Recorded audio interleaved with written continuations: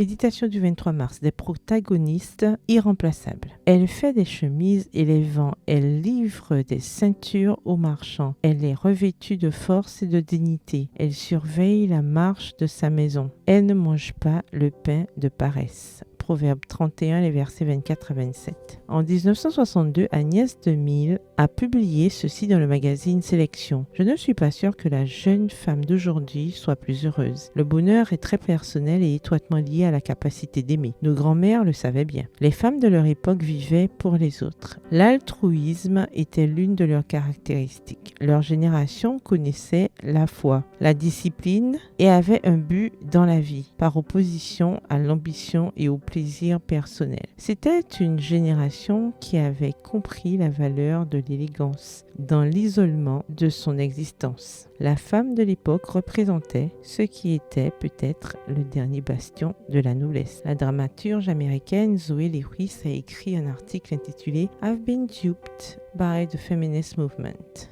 J'ai été dupée par le mouvement féministe. Sa mère lui a inculqué les valeurs de l'école, de l'égalité et de la libération sexuelle. Pendant 20 ans, elle a poursuivi ses rêves, mais après de 40 ans, elle a fait cette conclusion. J'ai sacrifié mes devoirs féminins et je les ai placés sur l'autel d'une carrière professionnelle. Cela en valait-il la peine? La réponse ne peut être que non catégorique. J'aurais aimé avoir une vision plus équilibrée des femmes. Zoé parle de l'énorme pression qu'elle a ressentie pour réussir et être l'égale des hommes, et du fait qu'elle aurait aimé que l'idée d'être une femme au foyer ou une mère ne soit pas si toxique pour les femmes de la classe moyenne d'aujourd'hui. Selon elle, de plus en plus d'amis féministes abandonnent leur carrière au profit de l'amour, des enfants et de la cuisine. Elle conclut, dans l'esprit des féministes, être une femme et une mère devrait avoir la même valeur que faire carrière. Derrière la lutte pour l'égalité des droits, l'ennemi a toujours essayé de mettre la zizanie entre les sexes. L'homme et la femme ont été créés pour se compléter et non pour se concurrencer, car ils ont des structures différentes. Si nous regrettons que les hommes aient opprimé les femmes dans le passé, nous devons éviter de commettre l'erreur d'essayer d'imiter la force masculine,